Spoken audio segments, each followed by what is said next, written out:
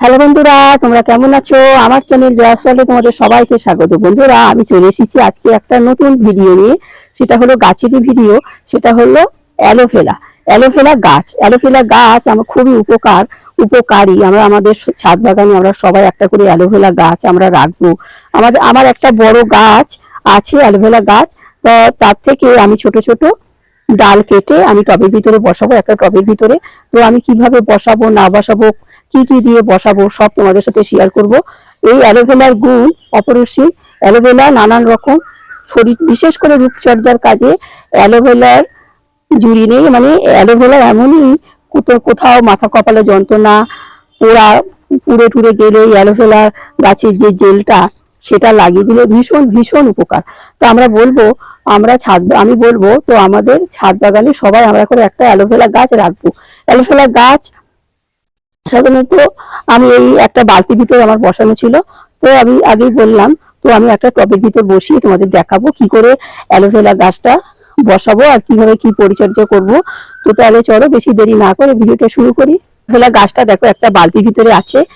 একটা অ্যালোভেরা গাছ থেকে অনেক অ্যালোভেরা গাছ পাওয়া যায়। একটা আমি গাছ বসিয়েছিলাম, তার থেকে অন্তত দেখো এখানে একদম ভর্তি হয়ে গেছে। এই অ্যালোভেরা গাছ থেকে আমি এই গাছটা আর বেশি আর কি বাড়ছে না, সেই জন্য দুই একটা আমি অ্যালোভেরার ডাল না, গোড়াটা উপরে আমি একটা টবের ভিতর প্রতিস্থাপন করব।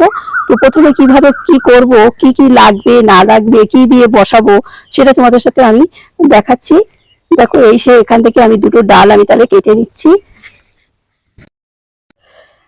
বন্ধুরা, আমি তাহলে অ্যালোভেরা গাছটা বসানোর জন্য আমি এরকম একটা টব নিয়ে নিয়েছি। আর দেখো সম পরিমাণ দেবো আর কি, হাফ মাটি আর হাফ গোবর সার। গোবর সার যদি না থাকে ভার্মি কম্পোস্ট দিতে পারো। তো আমি শুধু গোবর সার আর মাটি দেবো, আমার কাছে গোবর সারটা আছে। আর যাদের কাছে অনেক সময় অনেক জায়গায় গোবর সারটা পাওয়া যায় না, নার্সারিতে পাওয়া যায় কিন্তু সেটা পোকা হয়ে যায় নানান রকম, কারণ আসল আমরা সেই গোবর সারটা পাচ্ছি কিনা সেটাও সন্দেহ আছে। তো আমরা ভার্মি কম্পোস্টই ভালো, ভার্মি কম্পোস্ট ওইটাও আমরা ব্যবহার করতে পারি। কিন্তু আমার কাছে যেহেতু গোবর সারটা আছে আমি এই গোবর সারটা বেশিরভাগ ব্যবহার করি। দেখো একদম পচে গেছে গোবর সারটা।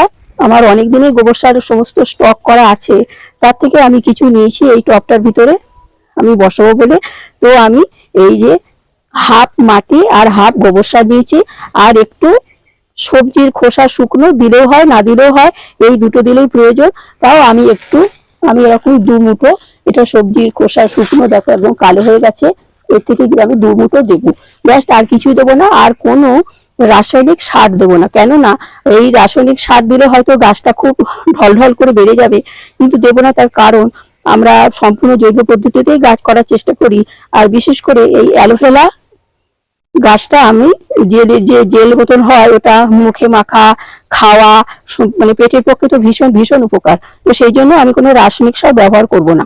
তো প্রথমে যেটা আমাকে করতে হবে, আমি মাটিগুলো ভালো করে এখানে মিক্স করে নেব।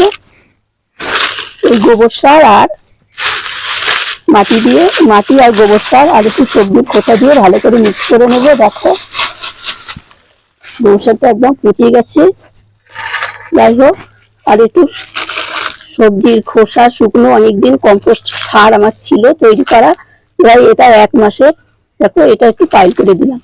এই দিয়ে আমি এখন এটাকে সুন্দরভাবে মিক্স করে নেব। যেহেতু এটা আমার অনেক দিনের, সুন্দর করে আমি এটাকে মিক্স করে নিলাম। গোবর সার, মাটি আর কম্পোস্ট সার যেটা আমার ছিল সেটা দিয়ে সুন্দর করে মিক্স করে এই টবের ভিতরে একটু ড্রেন ব্যবস্থাটা আমি ভালো করে নেব। একটা খোলা কুচি দিয়ে দেবো, তারপরে কিছু নারকেলের খোসা টুকরো দিয়ে দেবো, অথবা বালি, একটু স্টোন চিপ দিয়ে কাপার বালি দিয়ে একটু জল দিয়ে মাটি আমি দিয়ে দিতে পারি। আর নয়তো আমার প্রথমে আমি টবটাকে একটা খোলাম কুচি দিয়ে আটকে দিয়েছি, তারপর ড্রেন ব্যবস্থা ভালো করার জন্য আমি একটু কাঠের টুকরো, নারকেলের খোসা দিয়ে দিয়েছি। দিয়ে আমি সব মাটিগুলো ঢেলে দেবো। সর্ষের খোল দুটো দিলেও দেওয়া যায়, না দিলেও না দেওয়া যায়। তাও আমি একদম নিচে সামান্য সর্ষের খোল দিয়ে রাখছি, জাস্ট বেশি দেবো না, দিয়ে রাখছি। তারপরে আমি সমস্ত মাটিগুলো হাফ টবটা ভরে দেব, দিয়ে তারপরে ডালটা কেটে বসিয়ে দেবো। আমার এই অ্যালোভেরা গাছ থেকে আমি দুটো গাছ উবড়ে নেব।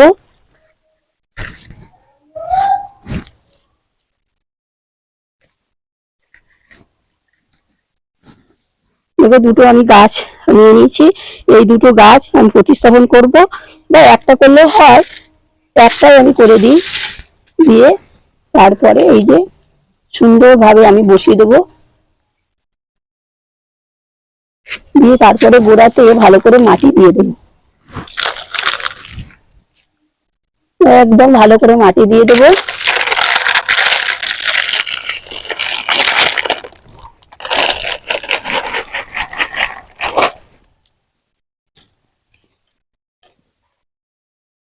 তাহলে বন্ধুরা আমার তাহলে অ্যালোভেরা গাছটা বসানো হয়ে গেছে। আমি কি করে বসালাম না বসালাম বা কি কি মাটি দিলাম তোমরা দেখলে। আমাদের এই সাধারণ বাগানেরই মাটি দেবো আর গোবর সার, আর বললাম গোবর সার যদি না হয় ভার্মি কম্পোস্ট, আর সামান্য একটু সর্ষের খোল দিয়েছি, আর একটু আমার এই পচা সবজির খোসা শুকনো কম্পোস্ট সার আর কি, সেটাই দিয়েছি, আর এর বেশি কিছু দেইনি।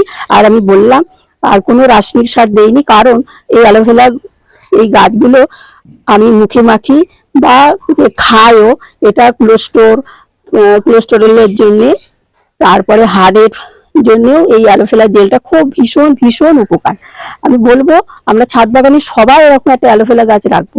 এই অ্যালোভেরা গাছটা, এটা আমি পরে আবার তোমাদের ফিরে এসে দেখাবো এই গাছটা কি হয়। গাছটা খুব সুন্দর তাড়াতাড়ি বাড়ে, তো এই গাছটা আমি আবার এসে দেখাবো এই গাছটা কত বড় হয়, তখন আবার তোমাদের সাথে শেয়ার করব। এখন আমি এই গাছের গোড়ায় একটু জল দিয়ে একটু ছায়াছন্ন জায়গায় 2-3 দিন রেখে দেবো। তারপরে আমি খুব একটা রোদ্দুরে রাখবো না, এই অল্প হালকা রোদ্দুরে গাছটা খুব সুন্দর হয়। এটা যে খুব যে প্রয়োজন বেশি রোদ্দুরের প্রয়োজন বা বেশি জলের প্রয়োজন তা না, এটা একটা সামান্য একটা গাছ বসিয়ে দিয়ে বিনা যত্নতেই এই গাছটা হয়ে যায়। তো যাই হোক, আমাদের ছাদ বাগানে আমরা তাহলে বললাম এই গাছটা রাখবো, আর আমি এখন একটু জল দিয়ে দিচ্ছি, একটু সুন্দর করে জল দিয়ে দিলাম। তাহলে একটু আমি এই গাছটা একটু ছায়াছন্ন জায়গায় রাখবো। তাহলে অ্যালোভেরা গাছ তোমরা দেখলে আমি কিভাবে অ্যালোভেরা গাছটা কিভাবে আমি বসালাম, কিভাবে মাটি টাটি তৈরি করলাম, কিভাবে বসালাম, সব তোমাদের সাথে শেয়ার করলাম। আমি বলবো সবাই আমরা ছাদ বাগানে একটা করে অ্যালোভেরা গাছ রাখবো। তাহলে তোমরা আমার এই ভিডিওটা দেখলে, যদি তোমাদের এই ভিডিওটা ভালো লেগে থাকে, তো তোমাদের কাকিমতো একটা লাইক শেয়ার সাবস্ক্রাইব করে আমার চ্যানেলটার পাশে থেকো। আসি তাহলে, সবাই ভালো থেকো, টাটা। পরবর্তী নতুন নতুন ভিডিও নিয়ে আমি আবার এসে যাবো।